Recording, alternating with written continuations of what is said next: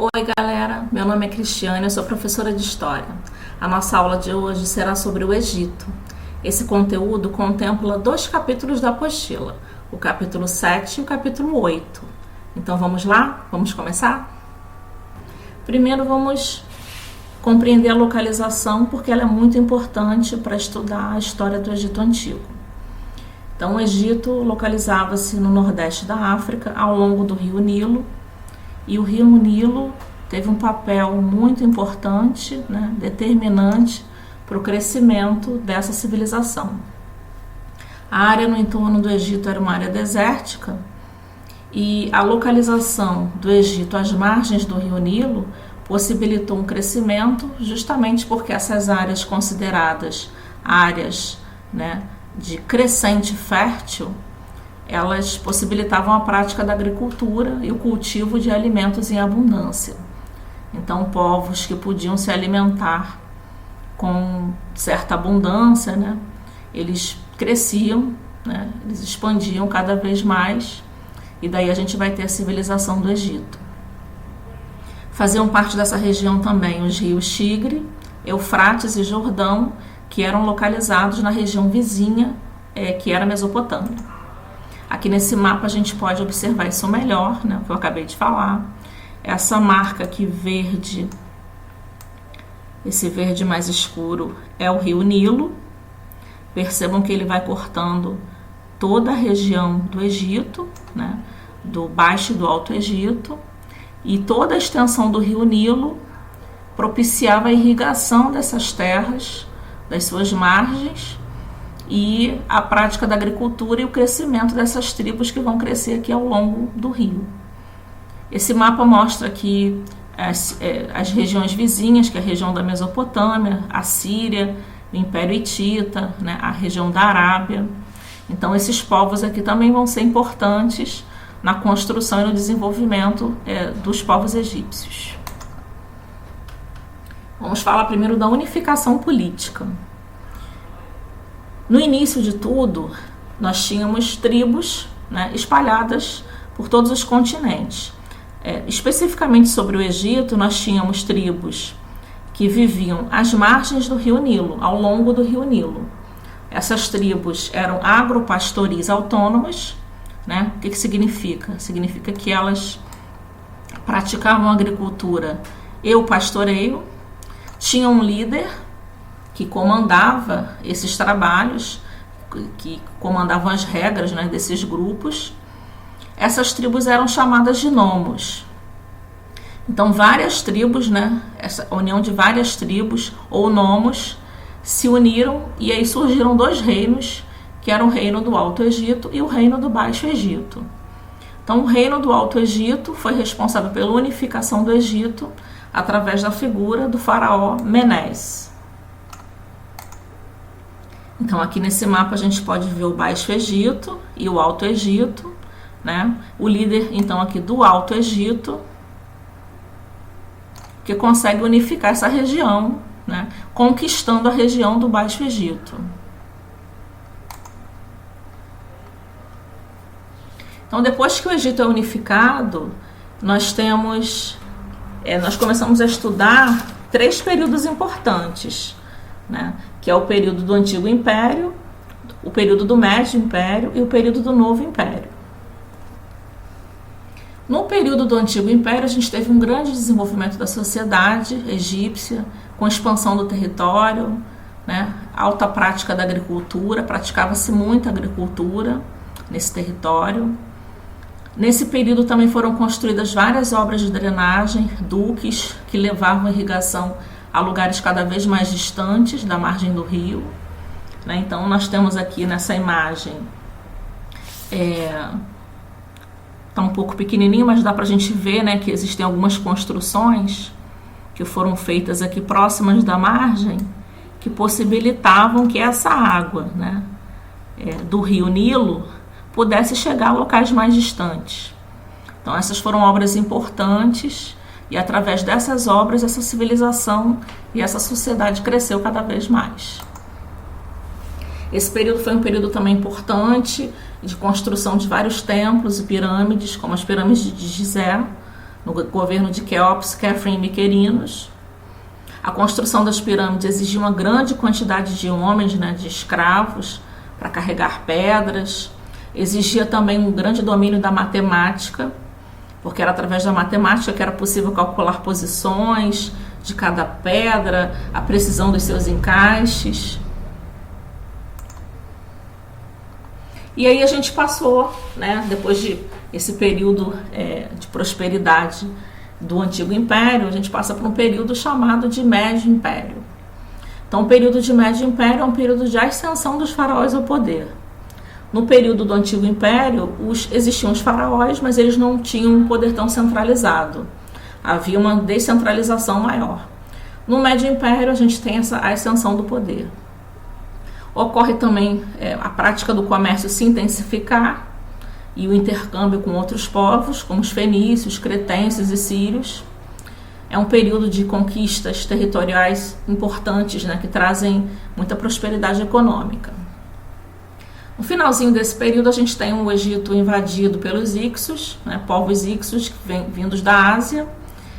Eles são derrotados com facilidade pelo faraó Amoses I. E aí, quando o faraó Amoses I derrota os Hicsos, a gente tem um novo período do Egito que é chamado de Novo Império. Durante o Novo Império houve continua essa expansão do território, né? Só que além de expandir o território, a gente agora tem um exército forte e grandioso. Estamos falando de um exército ainda, como a maioria dos exércitos, né, das sociedades antigas, de homens mercenários. Ainda não existe uma relação de tanta fidelidade assim ao seu líder. Alguns são fiéis, mas não necessariamente todos. Então, a maioria são exércitos de mercenários. Eles prestam serviço e ganham, né, alguma coisa em troca, alguma riqueza. Durante o Novo Império, a gente tem importantes faraós que governam o Egito. Tutmés III, por exemplo, conquistou a Síria, a Palestina, a Fenícia, né? Durante o governo de Tutmés III, a gente tem a construção dos famosos templos de Karnak e Luxor. Existem outros faraós importantes, como Amenófis IV, Tutankhamon, Ramsés I, Ramsés II, Hatshepsut, que foi uma mulher faraó, né? Uma importante faraó mulher desse período. Ela não é tão mencionada assim na historiografia, né, sobre o Egito Antigo, mas ela teve uma grande importância. E nesse período também, né, a gente tem uma figura importante de Amenófis IV, que é um faraó que introduz a concepção monoteísta no Egito. A gente vai ver mais à frente, mais profundamente, a questão da religião politeísta, mas nós já aprendemos, né, que os povos antigos, em sua maioria, eram politeístas, ou seja, acreditavam em vários deuses. E durante esse período a gente tem a figura de Amenófis introduzindo a concepção monoteísta, ou seja, a adoração de apenas um deus, que era o deus Atom, deus Sol. E durante todo o seu governo essa prática existiu, mas não durou tanto, né? Durou apenas até a morte dele. Após a morte de Amenófis, os sacerdotes que defendiam, né, o politeísmo voltam com a prática da adoração de vários deuses, a prática politeísta no Egito. Durante esse período a gente também percebe vários conflitos com povos importantes como os assírios, como os cuxitas, né, que eram povos que pertenceram lá à região da Mesopotâmia. Nesse período o império também se enfraquece muito devido à disputa entre a nobreza, grande fragmentação política, enfraquecimento do exército, várias tentativas de invasão do território egípcio, né? Então vários povos tentam invadir e dominar o Egito. O Egito ele é invadido e conquistado pelos persas em 1525 a.C. Posteriormente também são conquistados pelos macedônios, pelos romanos. Então esse período é um período assim de muitos conflitos, muita fragmentação política e muitas tomadas do território do Egito. Tem duas figuras importantes desse período, dois faraós importantes, né? Hatshepsut e Tutankhamon.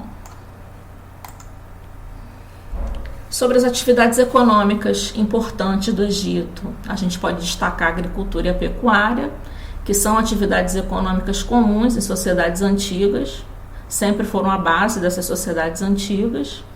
Obviamente que a agricultura é possibilitada também por conta do Rio Nilo.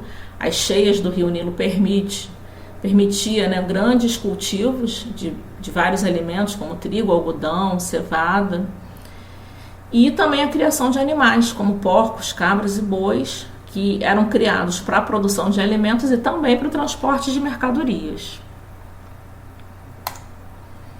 Havia também atividade de artesanato, né?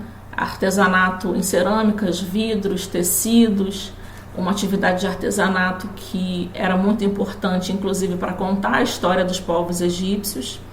É possível contar a história dos povos egípcios através de vários objetos que foram produzidos por eles, que tinham pinturas, né, da sua rotina, do dia a dia, pinturas sobre os seus deuses, sobre rituais, sobre a vida, a morte, enfim, sobre todas as práticas dessa sociedade. Os egípcios também produziam papiro para escrita, isso era também muito importante, porque era através dos papiros que toda a história burocrática dessa sociedade era contada, né? Tudo que se lucrava, os impostos, toda a questão comercial, né, era descrita ali pelos escribas, também figuras importantes dessa sociedade. Os egípcios também dominavam a metalurgia, porque eles desenvolviam, eles fabricavam ferramentas e armas como o arco e a flecha importante para as batalhas, né? E praticavam o comércio com outros povos, praticavam comércio com cretenses, fenícios, sírios. Havia um grande intercâmbio comercial e cultural na região do Egito com as civilizações das regiões vizinhas, como a Mesopotâmia, por exemplo, e como outras regiões da África, né, e da Arábia. Essa aqui é uma figura, né, sobre algumas atividades econômicas desenvolvidas no Egito. Então aqui a gente tem o pastoreio, né, a prática da criação dos animais. Tem uma mulher aqui com um vaso de cerâmica. Enfim, várias atividades ocorrendo aqui. A gente tem a figura nessa representação das moradias egípcias e também do Rio Nilo, né, que era importante para a sobrevivência desses povos.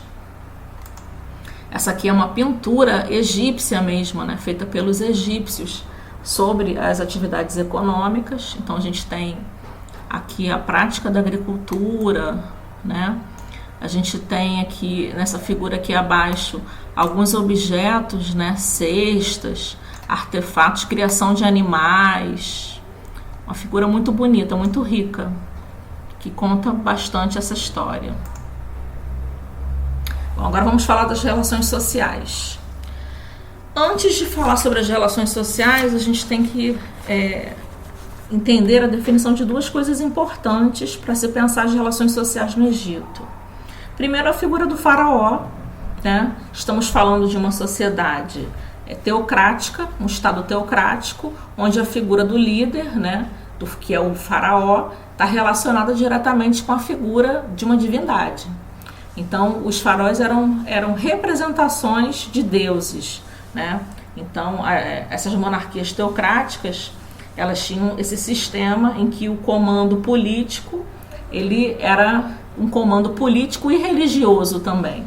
Na verdade, a figura do faraó, ela estava associada à política, ao Estado, à religião e à questão militar também.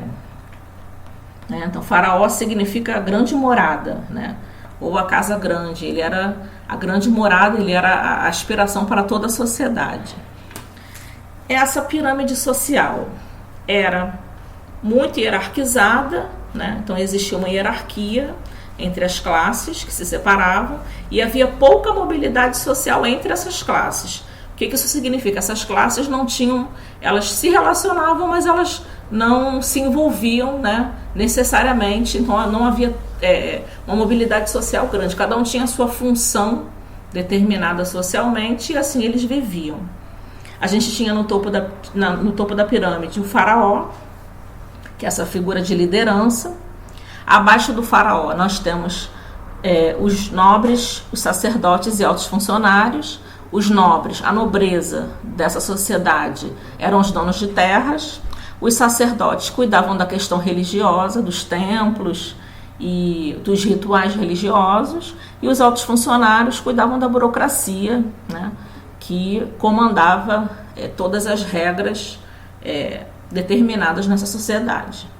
Abaixo nós temos os soldados, que era o poder militar dessa sociedade.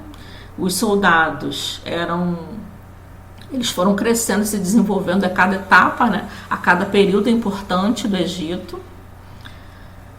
Abaixo dos soldados nós temos a figura dos escribas, que eram muito importantes também, porque eles escreviam, eles relatavam, eles descreviam, né, com um importante detalhamento tudo o que ocorria nessa sociedade a nível institucional.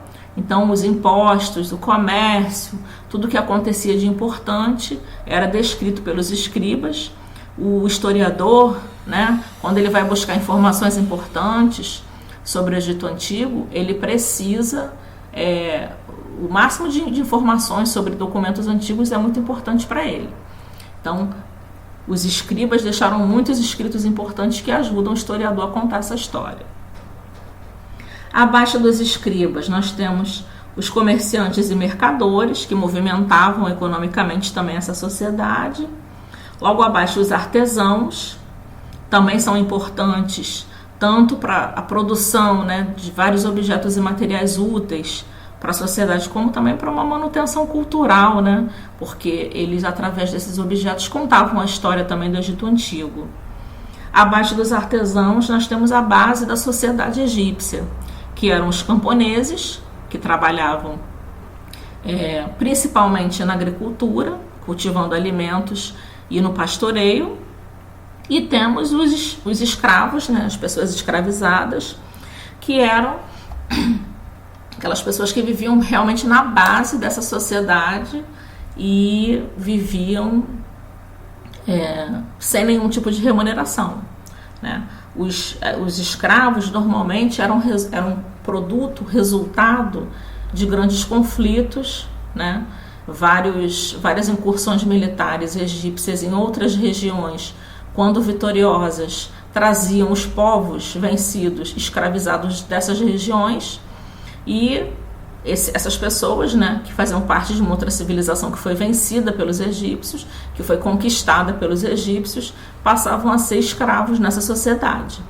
Normalmente os escravos faziam todo tipo de trabalho, desde a construção de pirâmides, quanto também atividades de agricultura, pastoreio, atividades domésticas. Então, cabia aos escravizados todo o tipo de trabalho que os seus donos, né, assim o determinavam. Algumas particulares dentro dessa pirâmide social, né, que a gente pode destacar. Que os soldados viviam de produtos recebidos por seus serviços prestados, né, aquela questão do mercenário, do soldado mercenário. Os camponeses trabalhavam presos à terra, né, do Estado, essa terra que pertencia à nobreza, recebiam muito pouco por essa função também. Artesãos tinham uma vida muito simples, né, e os escravos, como eu já havia dito, trabalhavam demais e não recebiam salários, né? Então é aquele regime de escravidão que a gente já aprendeu até em tempos modernos, né? Inclusive quando a gente trata da história de outras civilizações, essa figura comum que são os escravos, que muitas vezes constroem, por serem a base da sociedade, constroem muito essa sociedade. Eles eram desprezados pela sociedade e não possuíam direitos, até porque a grande maioria não era nativo egípcio, né? Eram estrangeiros.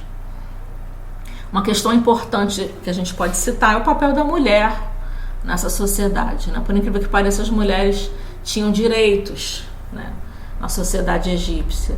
Direito de se casar, de se divorciar, de possuir bens, vender bens, receber heranças. A mulher tinha uma representatividade importante. Tivemos mulheres importantes governando, como Hatshepsut, como Cleópatra, mulheres inteligentes no comando. Então, diferente de algumas sociedades antigas, a mulher tinha um destaque importante aí na civilização egípcia. Isso aqui novamente é um desenho, né, uma figura com a divisão dessa sociedade, como eu já expliquei para vocês. Agora vamos falar um pouco sobre cultura e religião. Vamos começar pela escrita. A escrita predominante utilizada pelos egípcios eram os hieróglifos ou hieroglifos. As duas pronúncias estão certas.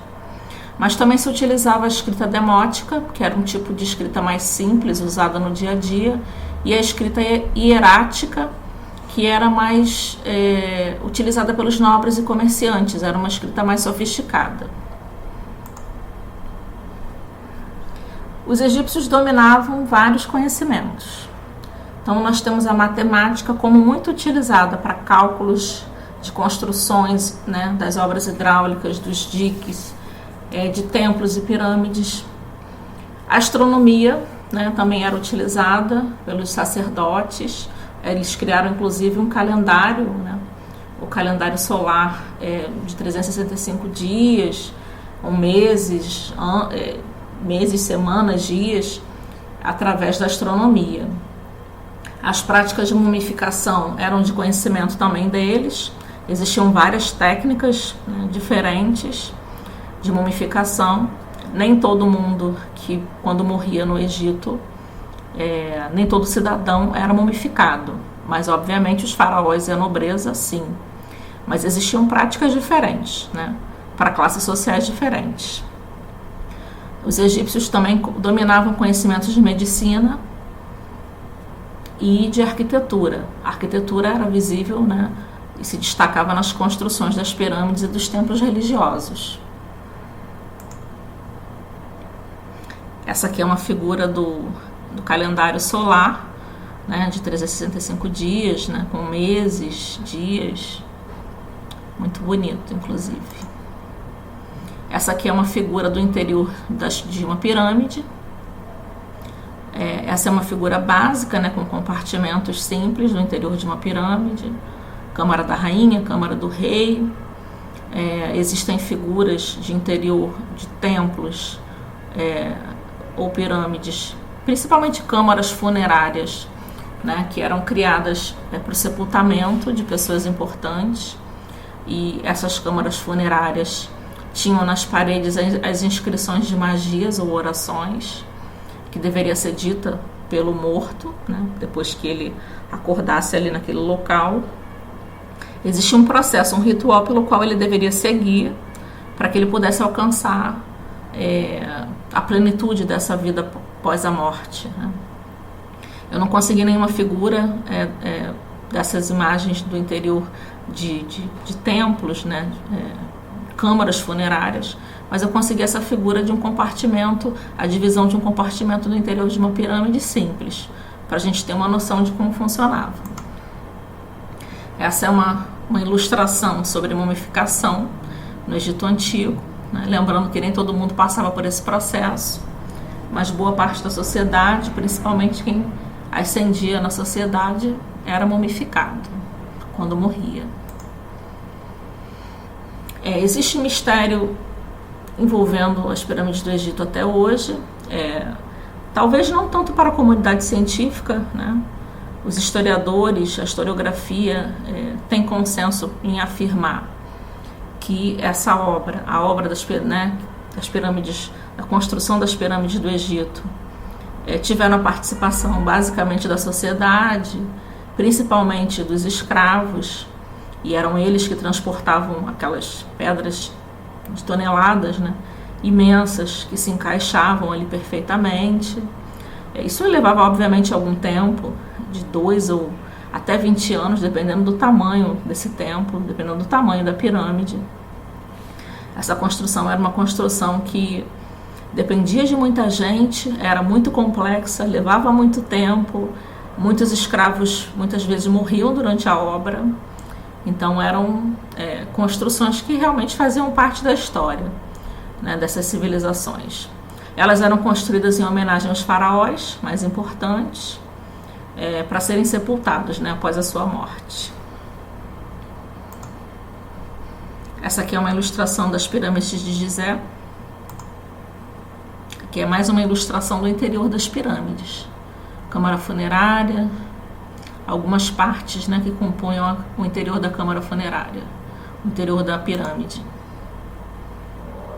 Bom, sobre a religião no Egito Antigo, nós já aprendemos que os egípcios eram politeístas, né, acreditavam em vários deuses.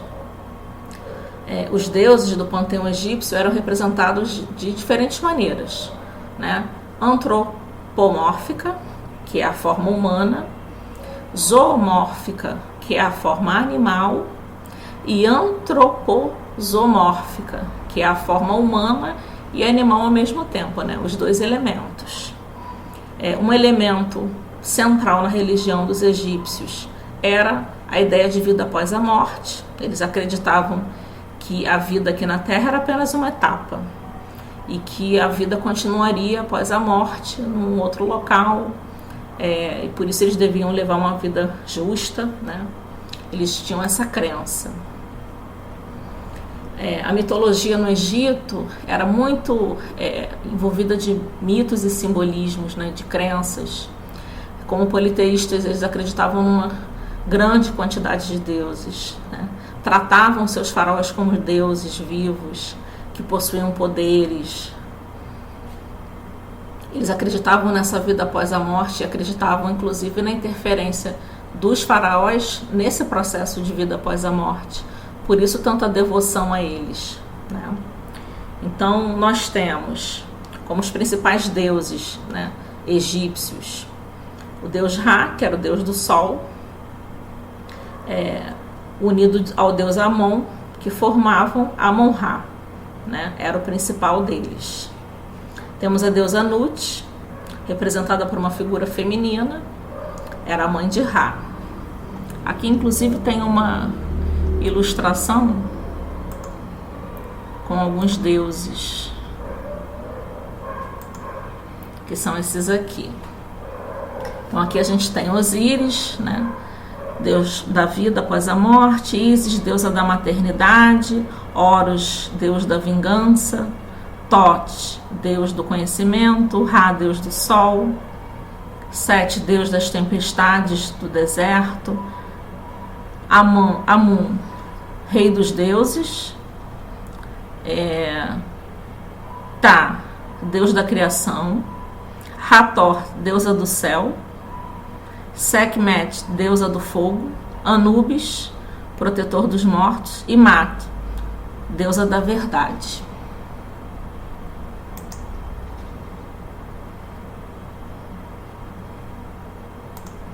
Vamos voltar aqui um pouquinho para a gente entender, dentro da mitologia, né, existia o Tribunal de Osíris, que consistia no seguinte: havia uma crença de que após o falecimento, o morto era conduzido pelo deus Anubis para se apresentar ao Tribunal de Osíris. E o Tribunal de Osíris é onde ocorreria o julgamento do morto. Então o morto recebia o livro dos mortos, declarava seus erros, todos eles eram anotados no papiro. E nesse ritual, o coração do morto era pesado. Então, de acordo com o que o morto havia feito em vida, ele ia receber um julgamento. Esse coração era colocado numa balança e esse coração do morto não poderia pesar mais do que a pluma, né, da deusa Mat, que é a pluma da verdade. Se o coração fosse mais leve que a pluma, ele recebia a redenção e era conduzido por Horus para recomeçar sua vida, digamos que num paraíso, num mundo melhor. E se o coração dele pesasse mais do que a pluma, ele não poderia entrar no mundo dos mortos esse mundo que dava continuidade à vida, né? E aí teria um destino triste. Então, o mito da morte, né, através do Tribunal de Osíris, era uma crença, né, dessa civilização, desses povos. Todos eles acreditavam que quando morressem, iriam passar por esse tipo de tribunal. Essa aqui é uma representação, né, do que seria esse momento. Então aqui a gente tem a balança, né, e de um lado da balança a gente teria aqui, né, o coração do morto, e do outro lado a pena, um escriba anotando os erros, né, do morto. Esse aqui seria o morto, né, sendo levado, né, por Danúbis. E, enfim, isso aqui é uma representação de mais ou menos o que acontece quando a pessoa morre. E era o que eles acreditavam. E essa aqui é uma ilustração sobre esses deuses do Egito. Bom, espero que vocês tenham gostado bastante sobre essa videoaula sobre o Egito Antigo. Aqui tem informações importantes. Acompanhem as aulas na plataforma Zoom. Não percam as aulas de história lá, para vocês poderem, inclusive, tirar suas dúvidas. Um abraço.